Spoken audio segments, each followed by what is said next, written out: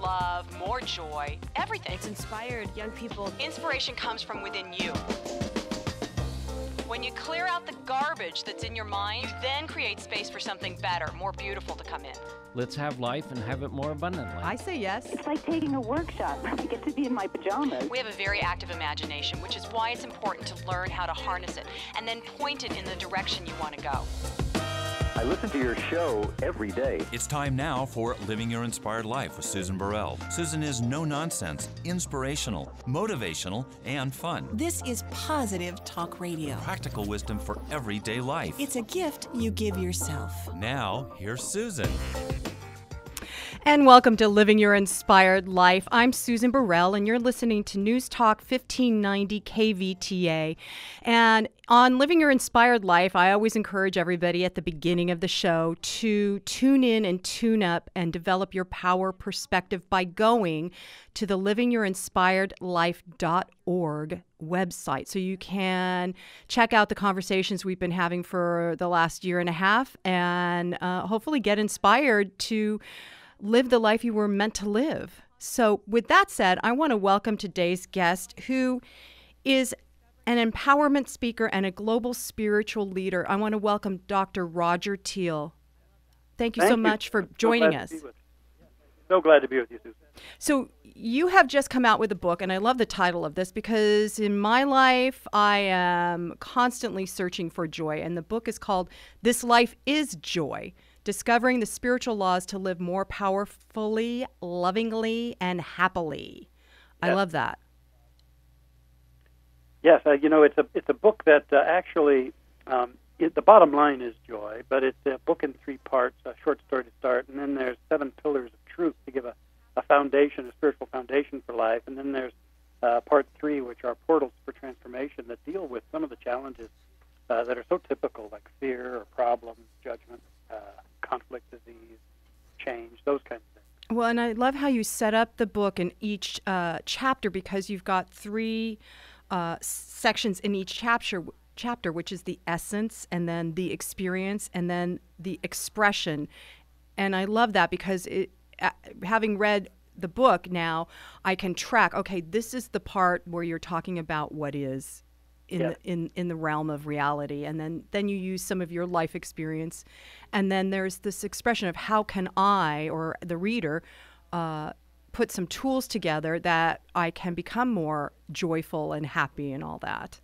That's right, because it's one thing to deal in theory and ideas, but it's another thing to integrate it into our lives, and that's where it's all about. Yeah, it's about the practice. Yeah. So if you don't mind, Dr. Roger, could we talk first about the 7 pillars of truth? Okay, great. Because in all of those, which I love how you delineated them, you bring out all the conversation about the spiritual laws and the creative process, which is a lot of what we talk about on Living Your Inspired Life. So the first one, which I love, I wrote it down, it's my new affirmation, thank you so much. It is, this instant is love. This instant is love. Now, where did you come up with that? You're going to be amazed, but I was sitting in a very long meditation session called The Current at the Healing Center of John of God in Brazil. Yeah. And I had been deep in meditation and prayer for the throngs of people that go before this healer. And all of a sudden, that phrase just bounded into my awareness. This instant is love. And I know that we think of love as a commodity sometimes, an experience that we try to grab in this life, but that realization was that this very instant, everything about us, everything within us, everything all around us, that we're held in love in this very instant. And it was, I wish I could convey the energy that came along with it as it just moved into my awareness. Well, it's interesting because in my personal experience, when I have experienced that, the kind of love, because what you're not talking about romantic love. You're talking about the love that already exists within each of us and that connects us to everything on the planet. Yes, I'm talking about the very cohesive energy of the universe. In the Bible it says God is love. Not God is loving, but God is love, and they that dwell in love dwell in God and God in them.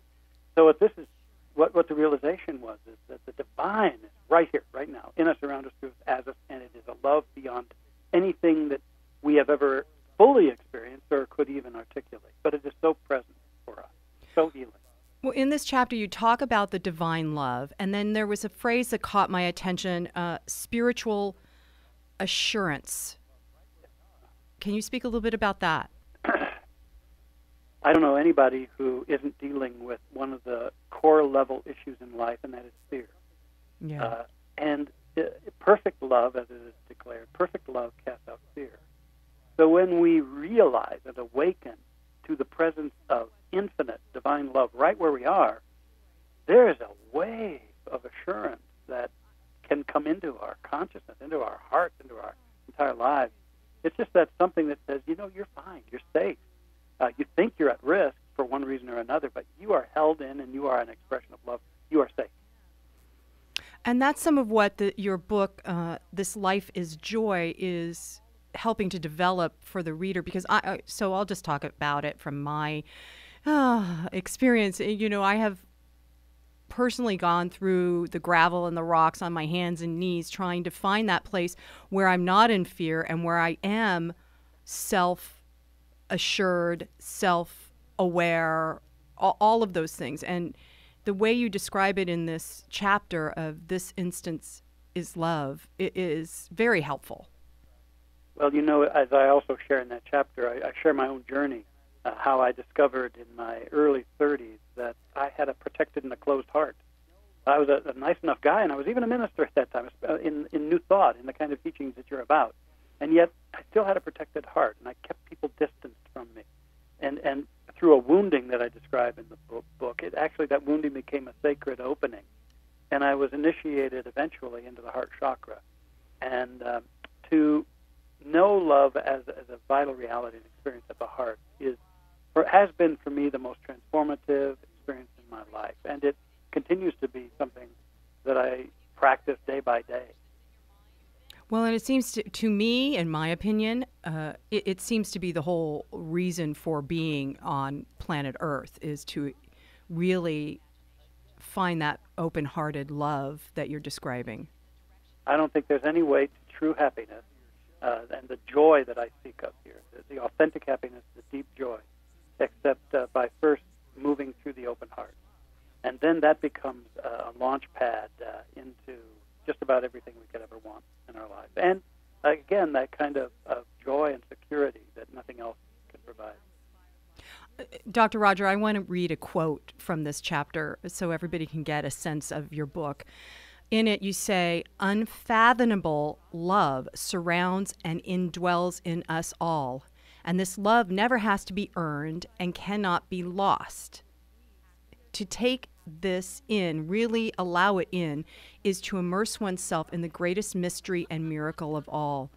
There is nothing more healing than this experience, and from this place of being loved flows all true happiness, creativity, joy, and peace. Our only job is to learn to keep our hearts open, activated, and warmed." Hey, that's good stuff. It's good stuff, and you wrote it. You wrote it. So it's interesting because another phrase in your book that caught me is this idea of the worldly trance states, that the world is in a trance state. And certainly if we're just kind of being automatons, it becomes challenging to tap into that flow of feeling loved by something larger than us, yeah? Yeah, well, that trance state is the trance that our joy and our happiness, our love, and everything valuable in life is outside of us. Mm. That is the trance. And, of course, merchandises bombard us with all the things that they say will make us happy, whether it's possessions or food or substances or tantalizing experiences. And most of our culture goes after that stuff as much as they can, and sometimes acquires and situates those things in their life, and yet eventually there's a harsh reality, and that is that what it ultimately gives us is actually a deep emptiness and a great weariness, because we're still not getting it. We're still caught up in this trance of the outward world being sourced. And this whole book and your show, from what I perceive, is all about awakening the inner wellspring discovering that we are full and whole right now. We've just been in a trance of not enoughness in our life, and thus we've put a lid on our highest qualities as beings. Why do you, Dr. Roger, why do you suppose we are all, or at least the American public culture, why do you suppose we're in that place of not enoughness? What's your thoughts on that? Because my sense is we have fallen out of the palpable awareness of who we really are. We are caught up in absurd, false self-images that are playing themselves out. We have forgotten that we are spirit, fundamentally invisible light, beings of love, emanations of love. We have forgotten that we are vastly creative because we're immersed in an infinite mind that is constantly offering us insights, ideas, possibilities. We've forgotten who we are. And so now we're in the process of reawakening to that. And as we awaken to who we are, then we can make a difference in the world. I think that's another point, is that a lot of people also seek to honor something within them that wants to make a difference. We make the greatest difference when we awaken to who we are and give out of the overflow of who we are. Well, certainly we have to fill up with the truth of who we are first before we can give out, yeah? Yeah, absolutely. Well, in the 7th chapter, which is also the title of the book, This Life is Joy, I make a distinction between superficial happiness and pleasure and the deep joy of our being. And I think that's such an important thing, because the superficial pleasures are really happiness because of. It's the quest. It's the feeling that we will be happy when we get the better job, when we find the perfect mate, when we have greater respect in the world, when we have more money, when we have this, that, and the other thing. And so, and occasionally we do indeed experience those things, and we experience a high, a pleasure from those that's very intoxicating and, in fact, addictive. And so then we establish the goal in our life to be to recreate and to sustain those pleasure experiences in our life. But you know as well as I do that things fluctuate in this life. Things change, and try as we might to hold those pleasureful experiences in life, they change, they shift, and so we find ourselves falling out of that pleasure into its natural opposite, which is pain.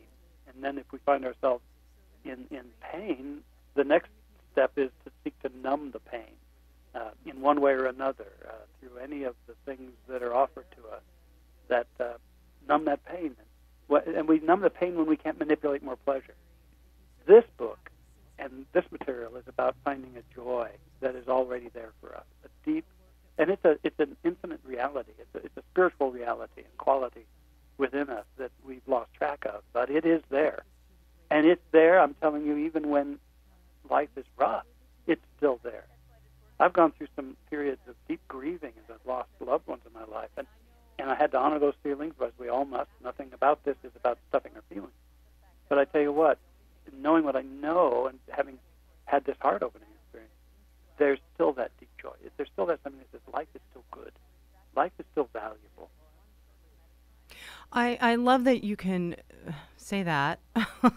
And I know for many people, that's a very hard thing to really comprehend when you're in that pain or grief or sense of not enoughness. It's so hard to find that or remember that the joy is always there. Oh, absolutely it is. Absolutely it is. But it's a practice. It's a practice that we can all take up in our lives. And we can learn to lift ourselves up above what is going on. And if you take a wonderful couple, the Wheelers, who tragically enough lost their child in the Sandy Hook shooting. Yeah. Unbelievable agony. It's more than any of us can even probably understand. And yet, these incredible people, after they also integrated, felt their feelings and did their grieving, they also came forth in interviews just weeks after that, saying that they had dedicated their life to love. that they wanted this all to be about an opening for greater love, for them to love more just, while they were still feeling their grieving, and to bring and to advocate for love in this world more. And that moves me and teaches me. It teaches me that there's a buoyancy. When life pulls us down, there's still a buoyancy that, like a balloon, will bring us back up the surface if we let it. So let's talk some more about the 7 pillars of truth in This Life is Joy, because there's a couple of other pieces that I don't want our listeners to miss before we delve deeper into the other part of it, which is the transformation part. So, because what you're just describing is, well, one of your pillars is this relationship is oneness. Uh-huh. And something that caught my attention, as you say at the very beginning of the chapter, that life is really like an advanced placement study, and it should be entitled Growth and Becoming Through Relationship. And even if it's a relationship with somebody who's you've lost, you're still in that growth relationship. We're in relationship with everyone and everything, and we need to honor that. Relationships break down when we don't realize that we're in relationship, or we don't tend to the quality of them. Well, and also, isn't it that even if you're in a contentious relationship or a conflicted feeling relationship, it's still, it is always that place where you can receive value from what you're experiencing. It's not ever about us versus them. Absolutely, because we're in relationship with everyone, even people we've written off in our life, even people we may have resented. That's still a relationship. The problem is it's a toxic relationship. And it's the kind of toxic relationship that, and the toxins are real. They affect us emotionally, mentally, physically. And so there's no way to sidestep our oneness relationship with all of life, and especially the ones we've encountered on our path. Have you ever thought, and I have, I've seen in my life, that the most difficult relationships you've ever experienced were your greatest teachers? Oh, yeah. Just been through one of those, man. Is that right? Yeah. So, and it's absolutely true. I am so grateful for the experience of the pain and heartbreak, because having come through it, I know more about myself than ever before. And I think that that's true. I see that with a lot of people friends and clients that I work with, is once we navigate or journey through that place of pain, if you will, there is a deeper learning if we are consciously aware and open to it. And if we realize that we draw in key people into our life, whether we realize it or not, and we draw them in because they are the complement to what we're needing to learn, and the most present stages of development and growth for us, and so we call them in, and then we make them wrong for being there. But we call them in, and rather than deflect the lessons that they're offering us, the better thing is to say, hey, what's this about in me, first of all? And what is this offering me? And then how can I build a bridge here? Because in the ultimate truth always remains, we are one. We are all beings are one. And we're called to return to that oneness, to find our love, to create life not as a dreary thing, but as a paradise. We're called to that. So another pillar that you talk about is this world is consciousness, and you talk about core ideas and stories. Let's talk a bit about that. Well, this first of all is fundamentally the idea that everything in the visible is sourced from the invisible. Now, this has been ancient, ageless wisdom, but now it's corroborated by modern scientific findings that the reality is emerges from a field of pure potentiality, invisible field. And so we're a part of this dance of the invisible becoming the visible. And in our own lives, then, our invisible mindsets, the mental models that are key to us, are very creative. And again, this is something that much of humanity is asleep to, that they're shaping of their life perspective is a creative thing, that there's a creative power in the universe that responds to that. And so, as you point out in the book, I talk about some of the stories, and I call them the old, the cold, and the told. To look at the old stories, the things you've been saying about yourself forever and a day, usually formed out of our early setbacks, painful experiences. It's the old stuff that we continue to feel and think and say even about ourselves. And then there's the cold stories, the stories that have very little heart or compassion that we tell. They carry a sting, and they don't emerge from our hearts. They emerge from our fear. And then there's the told stories, the things that have been said about us, told about us, and we need to look at all these stories because they are fashioning our lives, whether we have realized it or not.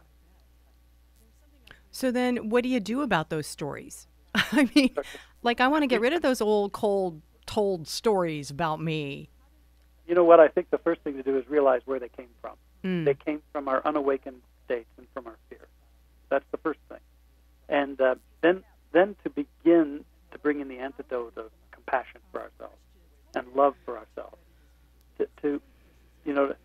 One exercise that I often do in a workshop about this book is I ask people to bring to have an image of themselves as a child, and to bring that bounding child to their lap, to scruff their hair and hug them, and to let them talk about the way it used to be when they were joyous and uninhibited and unimpeded by life, and then to tell that child the higher truth, to correct all of the mistakes that have been told to them, and the things assumed by them that interrupted their bliss, their joy, their creativity, and all the powerful qualities that the inner child has. And I find that a very powerful exercise. I do it fairly regularly because, for me, it lives there, deep within me. And then we need to practice. As we do exercises like that, we need to practice telling a higher story about ourselves and intervene when we find ourselves lapsing back into that old material, and really anchor a new story about ourselves, because we're writing. The story of our lives is not done. It's not finished. It's not over. We're writing it, and we can write it the way we want to write it. If we don't do this, though, the old stories just keep repeating themselves. Yeah, I totally get that. It's and it takes persistent awareness that especially if when I experience a repetition, of an old story, it takes persistent awareness on my part to go, wait a minute, I don't have to experience this thing I don't want to experience yet again. I can change it. So what is it that's causing me to tell this old story about myself? Yes, and it's very powerful also to write the new story down. Oh, yeah. Write it down. It says write the vision, make it plain. And so to write a beautiful new story about our emergence as dynamic beings, about the quality of life we seek to live. You could write a little bit about what you want to have in your life and your ultimate goals. But more important to that is just the way you want to be and the kinds of experiences that we want to have and how we want to express. That is so powerful. And to read that every day, have it or frame it or do something that keeps it right before us. Very, very powerful. So that helps to keep our attention focused on what it is we do want to experience, as opposed to defaulting into old habits, behaviors, and beliefs. Absolutely. A dear friend of mine who wrote Wayne Dyer wrote the foreword to the book, but a dear friend of mine, Michael Beckwith, wrote the preface. And he's always had a phrase. He says, pain pushes, vision pulls. So you see, if we have the vision for our lives that's passionate, that's compelling, it'll pull us in its direction. I have another quote I want to read, Dr. Roger, from your book, This Life is Joy. Oh, good. Do that. Okay. And it just sums up what we just were discussing, but I loved it. In it, you say, reality is a spectrum that flows from the invisible to the visible and back again. This world we do perceive is a temporary outpicturing of initiatives in consciousness. All creations in form are the end result of a non-tangible creative process. So can we speak a little bit more about the creative process? creative process is embodied in the statement, "As thou hast believed, so shall it be done unto you," or when the great master teacher said, "When you pray, believe that you have received and you shall receive." What we've been offered through ageless wisdom is the realization that what we most deeply, fundamentally accept as so, for ourselves, for our life, that becomes a mold into which the substance of the universe is poured, and our experiences flow out of these deep acceptances. And so this is the opportunity for us to start mastering the metaphysical art of shaping a new idea about ourselves and owning it, or what we call embodying it at the feeling level. And a lot of these practices really have to go to the feeling level. I want to emphasize that so very much. Yeah. It starts with new thought, but that thought has to be taken from head to heart, and we do that by means of feeling the reality of it. I think I say in the book that everything is twice created. First in mind as a clear, accepted idea, and then in form. Now, the power that takes it and moves it into form is a greater power than we are, but our job is to take a new idea and totally own it. It's to be clear about that idea of ourselves, opposite to or an enhancement from the old story, the ideal for ourselves, and then really work with it and feel it. Feel it even before we see any evidence of it in our outer lives. Feel our worthiness. Feel confidence.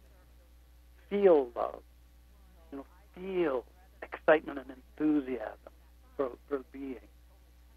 Feel oneself competent in an area where we're seeking to gain some traction, go forward in our lives. It's so important to feel, deeply feel, practice that as we're starting that new idea on its way. Well, and I know in my personal experience, that attempt to feel it can often get disconnected when I'm not seeing the manifested thing that I think I want, the reality I want to experience. And so sometimes, lots of people, when they do this process, will just kind of throw their arms up and go, well, I've been feeling it and it's not there yet. So there's a bit of a lag time, Dr. Roger. Well, it's just like seeds. Certain seeds incubate in different ways. You plant a seed, and except for some weeds that I've encountered, you don't see them immediately. Oh, right. You plant that seed, and then various forces go to work at the level beneath the soil that you can't see, and then at some point, appropriate to each kind of seed, it pops up. Sometimes those seeds have resistance to encounter, like the seeds, the plants that burst their way through concrete. Sometimes there's a whole lot of barriers in us. I want to speak to that because a lot of times my students, when they start a new idea and they're feeling it, what they haven't done is looked at a deeper resistance to the idea. And so their idea is up against their own inner resistance. And so sometimes what has to happen is we set the goal aside for a moment. We take a look at the deeper fear, or we take a look at the deeper sense of unworthiness, or whatever might be a resistance.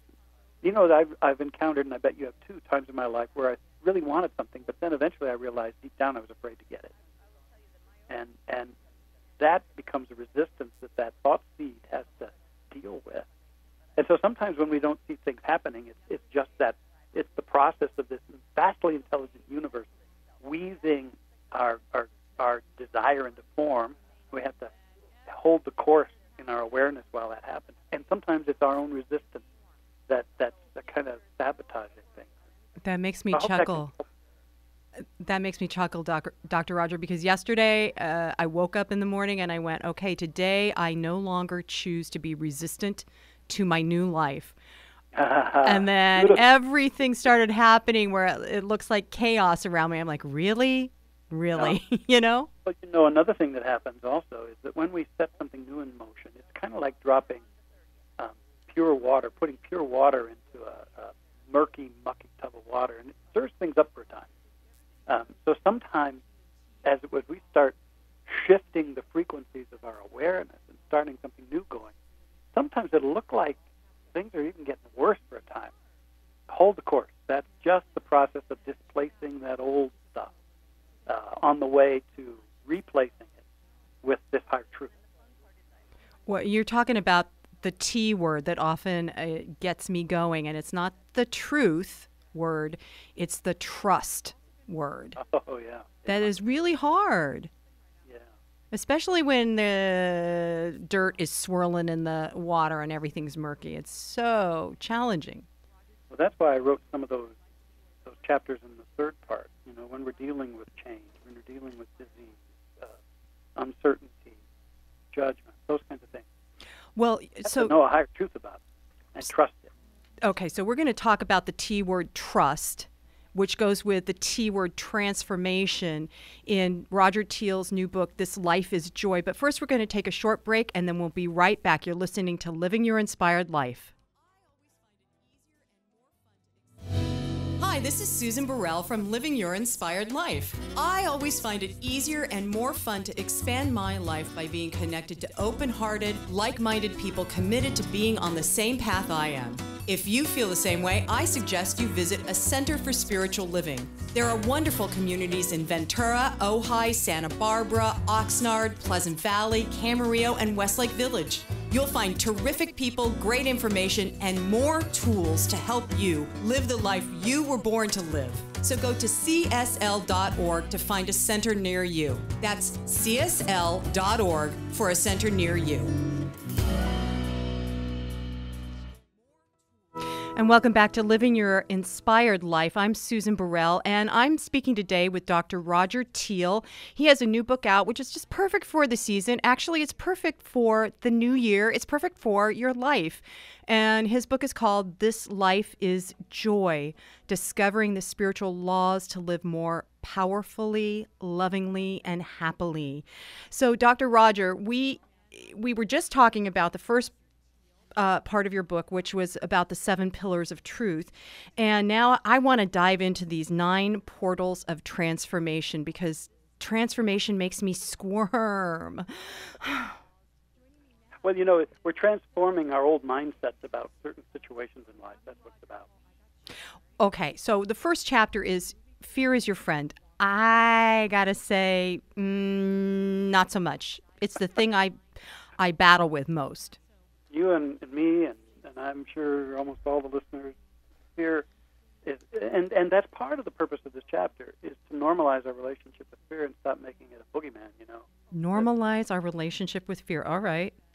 Yeah, because I believe that fear actually is a friend.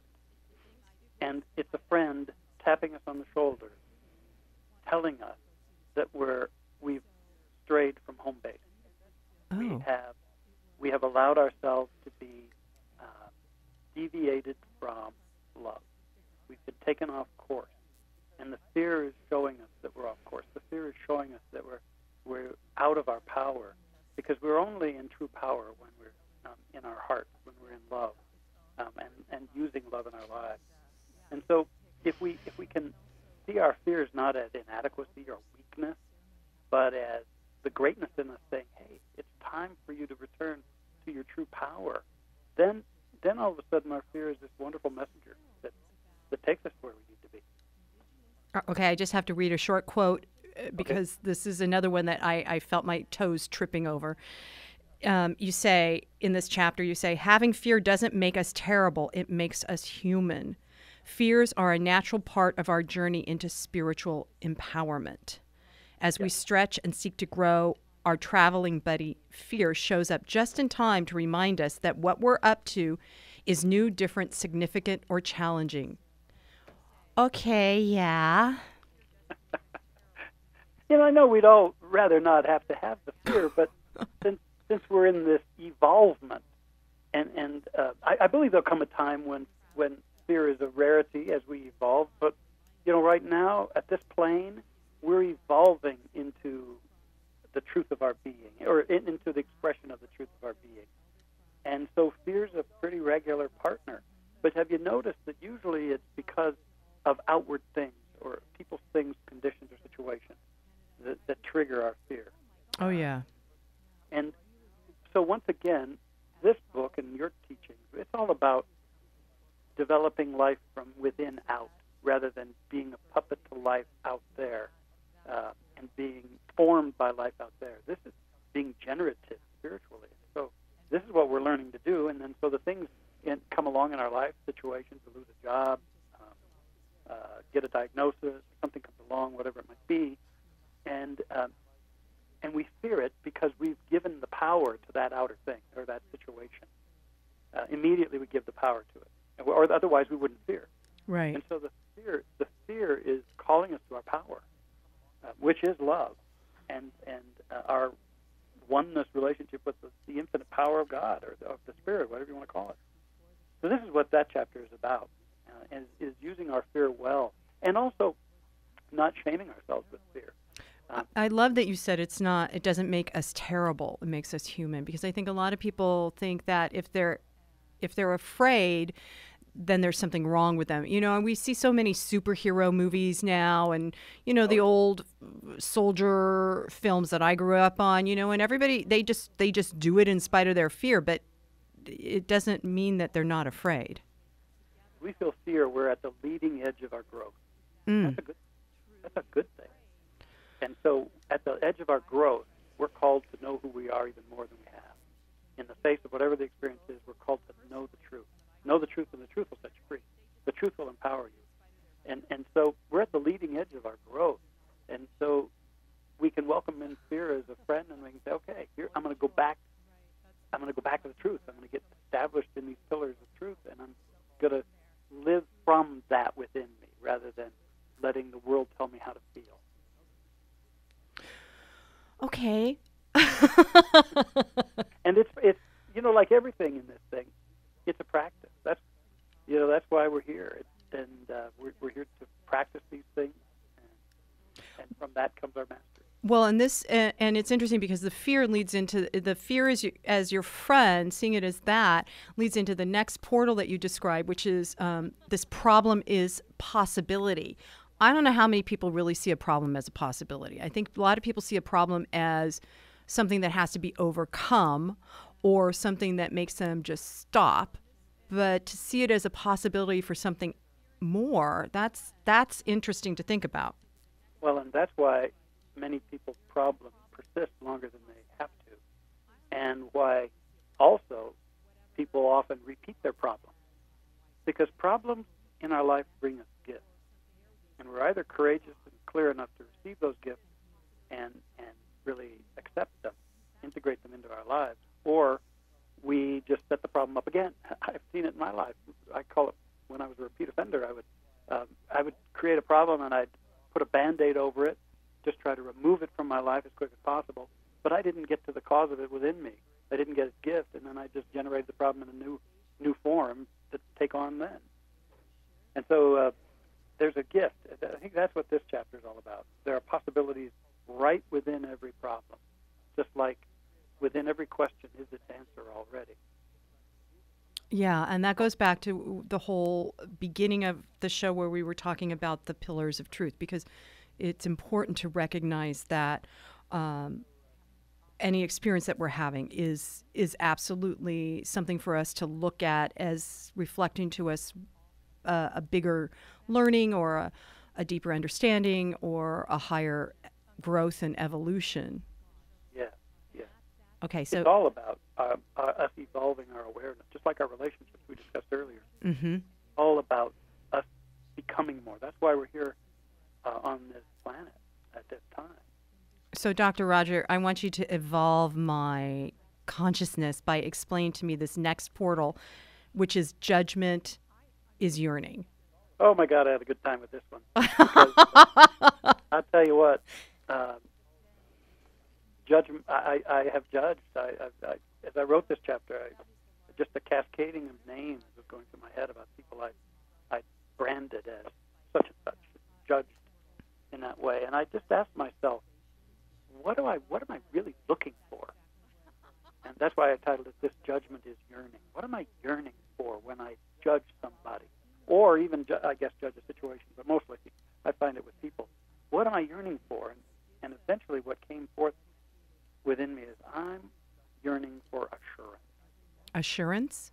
Assurance. Uh-huh. I'm yearning for assurance that I am valuable, that I am worthy, that I'm strong, that I'm competent. That's what I'm yearning for. A deep sense of assurance that I'm loved, more than my past. And what I realized is the times I have brought people down, I was struggling to try to bring myself up, lift myself up. Mm. And that's a dysfunctional way to lift yourself up, by bringing another down. And I'm trying to learn that lesson in my life, and catch myself when I'm judging and say, oh, it may not really be about that other person. It's about me. And it's true also that we size up situations and people pretty quickly. And I do make a distinction in the chapter, I think, between judging and discerning. There's wise discernment, out of our wisdom and our understanding and our growth. We discern the highest path. We might discern when somebody is out to do no good and avoid letting that happen in our life. Discerning is one thing. Judging is the kind of harsh, demeaning labels that we put on others or situations. That's what we're dealing with here. And it always seems to be about our quest to know who we really are in life. And it goes back to the relationship chapter yet again. That is, it just reflects, everything reflects back to us what it is we most need to remember and or develop within ourselves. Yeah. And our judgment, one of the key things in this chapter is that we judge others out of our own unhealed sense of ourselves.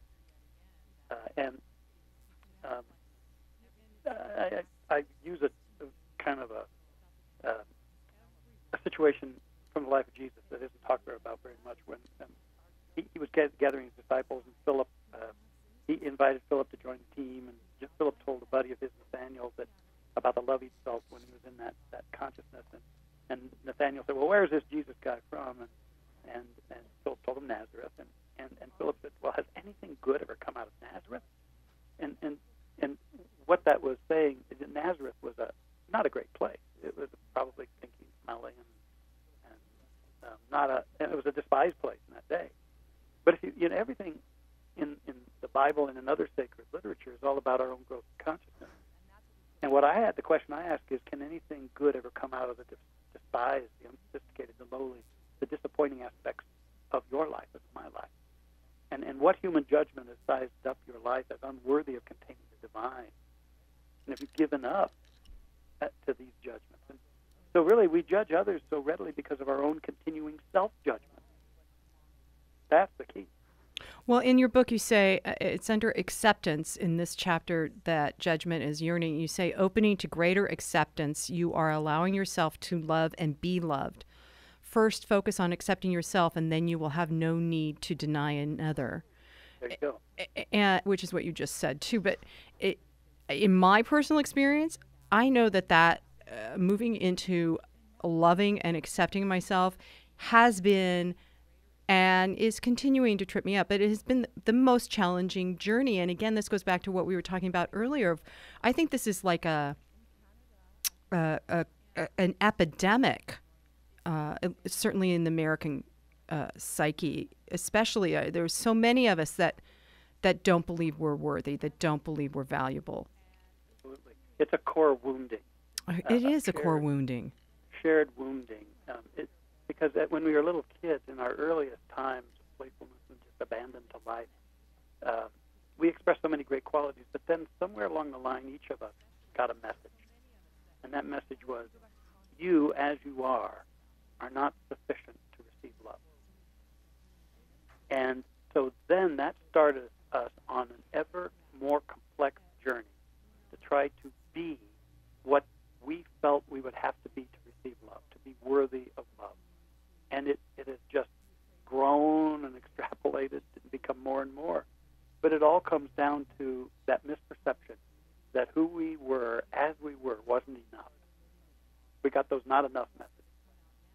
Well, I have suggested it before on Living Your Inspired Life, but I would suggest it again in conversation with you that this is a couple 1,000-year-old human issue that got developed and proclaimed and pushed forwards until we don't know why we don't like ourselves.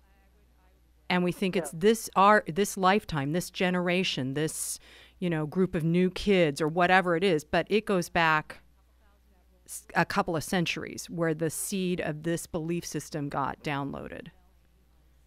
I happen to believe that this isn't the only lifetime that we all will live, and it's not the only dimension or arena where we will live. I believe that you've just articulated one of the key lessons and aspects of this dimension, and it is coming into an awareness of who we are and honoring that through all of the life experiences in this dimension. I agree, and I think that also this there is a whole new way of being that has been birthed, and we're now part of the people that get to bring it down into conscious manifestation. And it's a new way of being where hopefully, I am seeing it with the younger generations now. They're being born in with absolute confidence as to who they are. Yes, and they're also pretty quickly exiting from that searching for self-worth in things and in status and money and that kind of thing. Mm-hmm. Although those things are valuable to some degree to some, but overall there's a rejection of that as the ultimate meaning in life. And I think that's positive. Yeah, I agree. So let's go on with some of these portals of transformation, Dr. Rogers. So another one, well, the next one you have is conflict is forgiveness. This conflict is forgiveness, yeah. That feels pretty simple to me, having gone through enough conflict in my life that I finally had to just sit down and go, I forgive, 70 times 7. I wrote that chapter to try to create some clarity around forgiveness, because I, too, labored under a whole lot of misconceptions. I thought it was condoning what was done to me and being a martyr and giving up and all that kind of stuff. But it's really self-healing and self-love when it comes down to it. It's letting go of thinking that my resentment of another is getting me anywhere, and it's putting those energies to better use. And also, there's a key to this. It's realizing that nothing anybody has said or done ultimately has the power to diminish me. It doesn't have that power unless I give it to it. And so it's refusing to be diminished by anything that has happened, and then stepping back into the truth of we are as love. And I love this chapter because it allowed me to really get clear with myself about what forgiveness is and what it's not. I love the idea of not allowing anyone or anything, any circumstance to diminish me.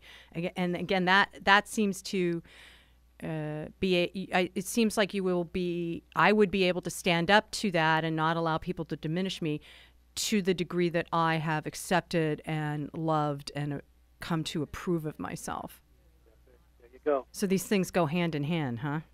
Yeah, you see something weaving throughout the whole book. What is it? Let's just be straight up about that, Dr. Roger. What's weaving? It is the power of love to heal and to uplift and to prosper our lives. And that love is in our own hearts right now. And that's the ultimate mastery of life that you mentioned toward the end of the book. Yes. That's the conclusion of the book. This mastery is heart. Oh, I just got chills as you said that. Thank you. So It's taking me a long time to get this lesson. But I'm so glad you got it so you can explain it to me. And now I get to live it every day. Oh, yeah.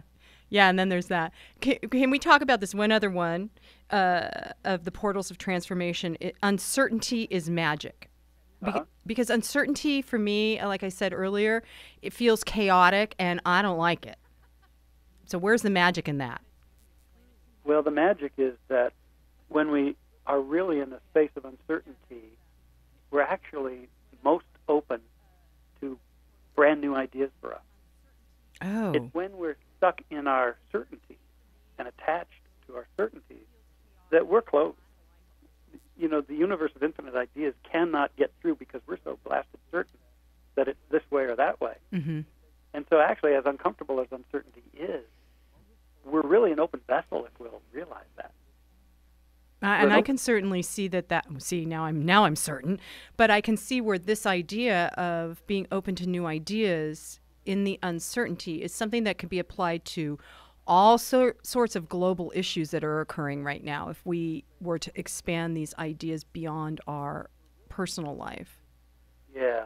You know, there's a phrase of except you become as a little child. You know, when we become childlike, you know, we open up to maybe there's something more than I know right here. And we can learn it. And I talk in that chapter about serendipity. I love that word, serendipity, and the tales, the Persian tales of the three princes of Serendip that go on these great adventures, seeking treasure and to gain knowledge, and so that they can come back and be kings in their own realms. But they experience one mishap after another, and they always seem to be on the brink of losing their lives or their fortunes. When then out of the blue, there comes this opening or this unexpected way, this incredible thing, and they're saved. And they almost never get exactly what they set out to find, but they always fall into something magnificent, something even greater than what they thought they were after. And it was, and I love the phrase that is said about them. It was as though an unseen power was guiding them better than they could guide themselves. And they came to know that what was best for them in the long run would be their experience anyway. And consequently, they were very serene. Oh, my goodness. I love that. I love it. Oh, I just love reading that to myself. Because you know what it does is it allows us to surrender. And one of the chapters earlier on was this journey of surrender. Surrender our controlling, our fierce, getting our claws into things and controlling everything, and trusting that something's unfolding even when we don't know it is. Oh, there's that big T word again, trusting. That's right.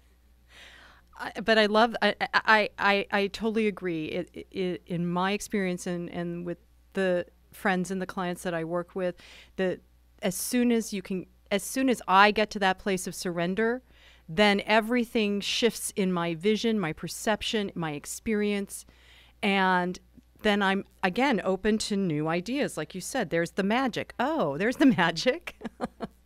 And, maybe you've seen it, but I've been a part of, problem-solving groups or whatever, think tanks, whatever, and we were stuck and struggling to try to get clear. And often when we let it go and did something else, or we stopped struggling, all of a sudden some bigger idea that we had never considered showed up. And it's an amazing experience when that happens. But it does call for our surrender. Mm-hmm. And not fighting the uncertainty, because see, that's what happens. Most folks feel like they look foolish if they don't know. And so they act like they do know. But in so doing, they cut off knowing something bigger and greater. I have a friend right now who outwardly claims to know everything, and the truth is his life is not growing. It's not expanding. He's not being he's not able to activate his creative idea because he's so his feet are in cement about how much he thinks he knows. There you go. And it's painful to watch. It is painful to watch when we are in that place of just being in cement. It's like, wow, let's just break up the cement and move on. It's like if you can imagine a pie. There's a little slice of the pie, which is what we know, and it's pretty tiny. And then there's what we're clear we don't know. Don't know how. I don't know calculus. I don't know how to play cello and all that stuff. So there's what I know, a little slice, and what I don't know. Then the whole rest of the pie is what I don't know. And that's the dimension of pure possibility right there. Mm-hmm. And how can I open to what I don't even know I don't know yet and be available to it? So that takes surrender and forgiveness and being aware of what you're yearning for. Yes, and receptivity. It's almost like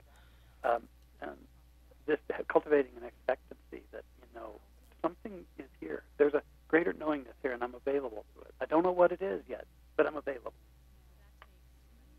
And, some people will say you're nuts to live that way.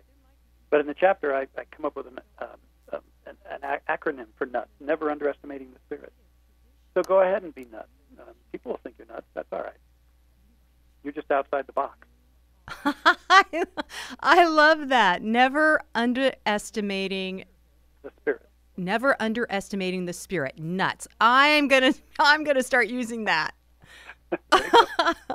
So, Dr. Roger, we have just one more minute. What else would you like our listeners to know about your book, This Life is Joy? Well, I pray that this book opens their hearts, and I know that this book can help them, not just as a one-time read, but as something that they can keep around when things get tough or when they need a reminder. And I encourage them to give it to their friends so that they can be on their journey of awakening, because our lives are meant to be magnificent. Our lives are meant to be beneficial and light in this world. It's can let our light shine. Well, and I'm going to back you up by saying yes. Having read the book, it is definitely a keeper because it's. I can see it's going to become a reference book in my personal exploration of the truth of who I am and developing more of the T word, trust, and stuff like that. That makes me very happy, Susan. Yeah, I already have a list of people I'm passing it on to be honest. All right, there you go. Yeah. Oh, make them buy their own copy. Oh, well, it's Christmas. Okay. Well, Dr. Roger Teel, thank you so much for joining us today. You've been listening to Living Your Inspired Life. And again, if you've missed anything during the course of this conversation, go to livingyourinspiredlife.org and tune in and tune up. And so with that, I'm just going to say, and so it is, namaste.